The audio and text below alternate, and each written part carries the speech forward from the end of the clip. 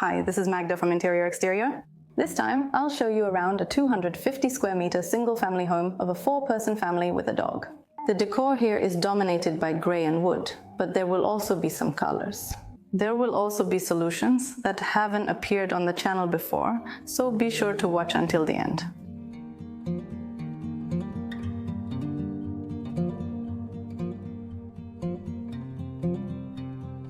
The garden is only a year old and it already looks beautiful. That's the magic of well-designed spaces.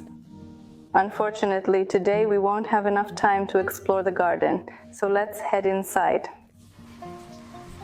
As usual, we start at the entrance and right away we have a spacious hallway. Behind me are the doors to the pantry, which is a transitional room. On the other side, there are doors to the kitchen, so after coming home, you can put your groceries there and then take them from the kitchen side without carrying them through the whole house. This can also be useful during parties when you want to bring a cake into the house without the guests seeing it. And here, further on, we have a large seat with a built-in planter for plants, so that this corner looks nice.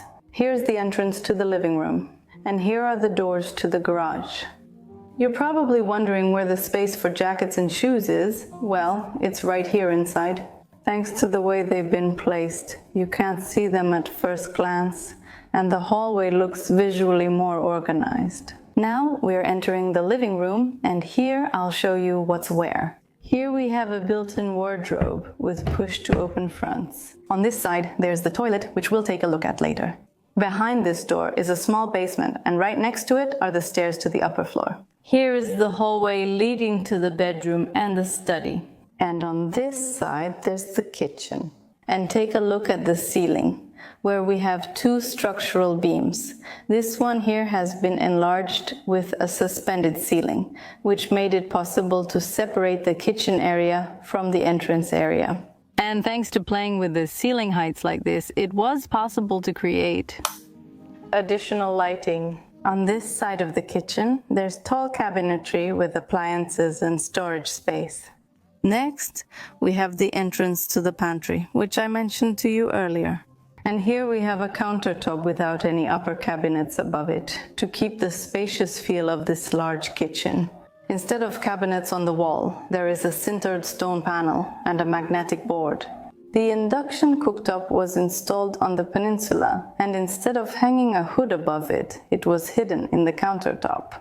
When we want to use it, we press a button, it pops up, and it even has a little light. And speaking of lights, since there was no need to hang a hood, a lamp like the one you saw in the hallway could be placed here. The peninsula was designed in a very original way. Notice that the cabinets don't reach all the way to the top. There's an open space left under the countertop. These low cabinets are veneered and their fronts open with a push-to-open mechanism. On the other hand, here we have lacquered fronts with a groove you can grab to open the drawers or cabinets, and on this side the fronts are laminated. You can't make such grooves in them, that's why these black strips were installed on top, so the way of opening is the same. By the peninsula there are 3 upholstered bar stools, so while cooking together you can also sit comfortably or have a quick breakfast. And right here, just a bit further, we have a huge oak table that's almost 3 meters long, and there are 11 chairs around it. And what's more, this table can be extended to 5 meters and 40 centimeters. In the lounge area behind the sofa, there's still plenty of space. So there's a large palm tree here and a beautiful original cabinet, custom made according to the design of the designer who designed the interiors of this house. And as you can see, on the kitchen side we have deep open shelves where we can display decorations, and here in the back there's also a cabinet with a door where we can hide whatever we need at the moment. We don't want to look at it. The cabinet was made from laminated furniture board with a pattern that resembles stoneware. And as you probably noticed, here on the floor we have either oak engineered wood or stoneware tiles. And on the walls near the floor, there are aluminum strips embedded in the plaster. The sofa is U-shaped and was purchased after being tested in the store, because when it comes to sofas and mattresses, personal testing is especially important. It was important here that the whole family could fit. This middle part is extendable, and then there's definitely plenty of space for everyone. And here in the back we also have adjustable headrests, so you can customize them to your needs. Behind the sofa there's a beautiful, decorative, very spacious lamp that perfectly fills the space above our heads. When you have a high, large room, and here we have not only a big area but also a lot of height, over 3 meters, making use of that upper space is really important for how we perceive the room. And while we're looking up here, take a look at the cover as well. The curtains not only hide the rails, but also the LED lights, which create a very nice atmospheric lighting in the evening. The covers themselves have been adjusted in height to match the height of the structural beam. On this side, there's a fireplace and a television, and underneath it, as you can see, a cabinet in a dark wood color. You've already seen these cabinet fronts in the kitchen and by the entrance, and the same gray stoneware tiles I mentioned earlier are repeated here too. This consistency in furnishing each room, repeating colors, and using the same materials makes the interior look cohesive, and in the case of large spaces, this is especially important. Decorating each corner of a studio apartment differently gives us 4 styles. If we try to do the same thing in a large house, then combining dozens of styles wouldn't necessarily look good. That's why in larger spaces where we have more rooms and zones, it's definitely worth paying attention to this. A central vacuum system was installed in the house, so as the name suggests. In the central part of the house, we have an opening with a hose. We can connect the hose to the floor vacuuming attachment, but we can also just use the hose itself if we want to quickly clean something up. It's very convenient in large spaces, and especially where we have different floors, because dragging a regular vacuum cleaner behind you isn't very comfortable. With the central vacuum system, we don't have to drag anything behind us. We just turn on the hose and start cleaning, and then we can simply move the attachment to a hose located in another part of the house. And now that we're here in the hallway leading to the bedroom and the office, take a look at this beautiful wallpaper. On one hand, it adds a bit of contrast and brings in some color, and on the other hand, it ties in with the overall style of the permanent elements here in the home's decor. We have brown, which matches the wooden floors, and we have gray, similar to the color of the tiles.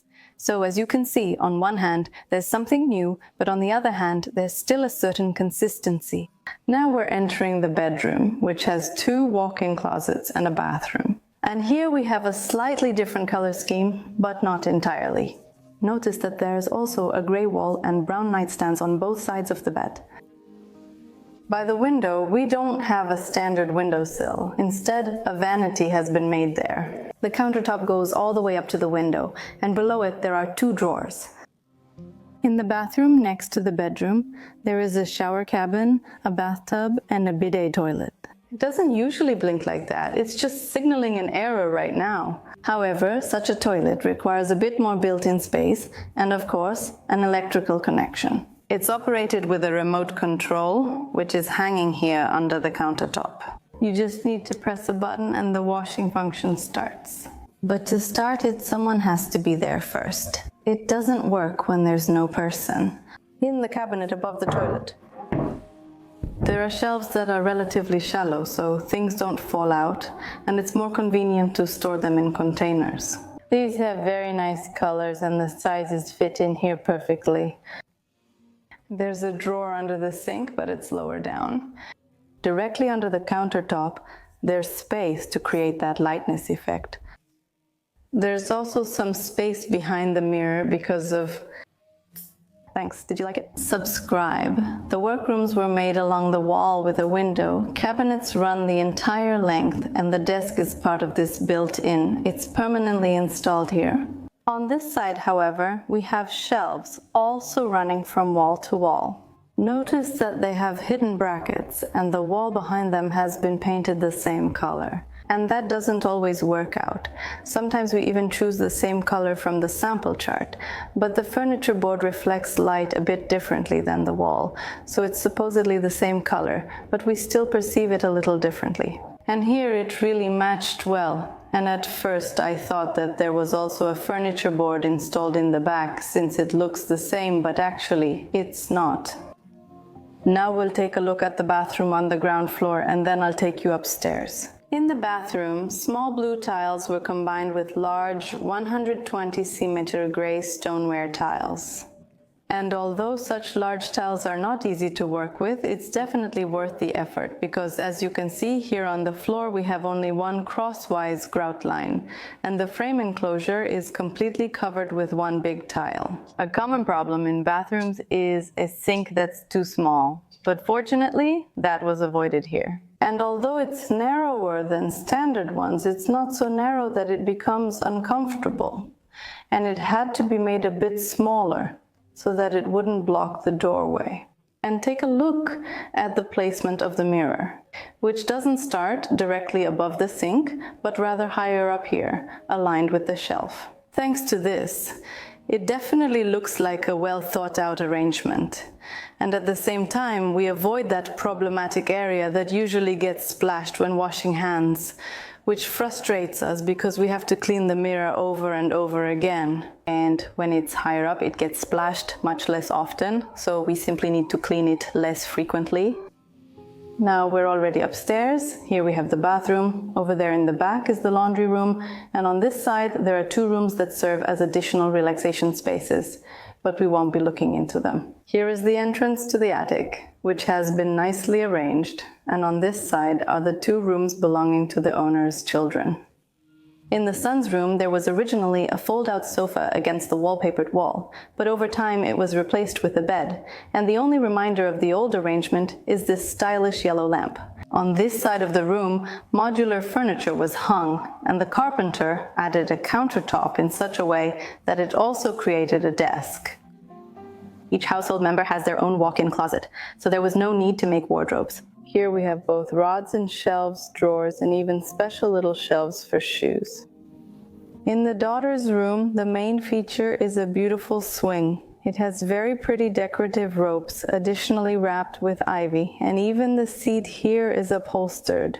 A very nice idea for furnishing a child's room, and honestly, not just for a child, because I would love to have such a swing in my own bedroom. I do have a swing, but it's not as nice as this one, and having it in the hallway isn't the same. As children grow up, they often change their ideas about how they want their room to look. Right now, the room has a pink color scheme, but the wallpaper was chosen so that it wouldn't have to be changed too often. On this side of the room, just like in my son's room, modular furniture was used, with an added countertop that turns into a desk, and the same material was also used vertically here. Thanks to this, the set of different furniture pieces now looks like custom-built cabinetry. The upstairs bathroom was arranged in a rather surprising way. In the middle, there's a half wall with a mirror built on top, where two sinks are placed, and behind the wall, there's a toilet and a bidet. On this side, there's a bathtub and a shower cabin right next to each other. And these points of contact can sometimes be problematic. When the glass is flush against a wall, dirt can get in there, and we won't be able to clean it, so it will look unsightly. Silicone applied to the edge of the glass, which still moves a bit due to temperature or our pressure, can shift, and over time the silicone may start to collect. It can simply crack, lose its seal, and again lose its tightness. Therefore, an unusual solution was used here, which involved cutting the glass. This way, there isn't such a clear separation between the bathtub and the shower, but if water from the bathtub flows into the shower, it doesn't matter, and the water running down the shower glass goes up here. It won't reach, and even if it did, flooding the bathtub isn't a problem, and we don't have any issues with cleaning or with silicone. Perfect.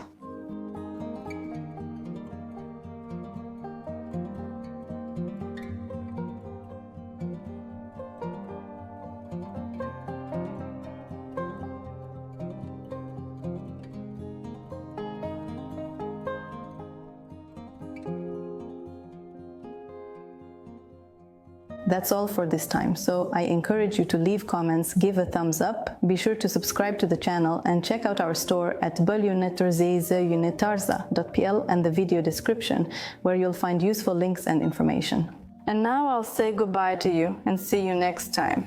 Bye bye.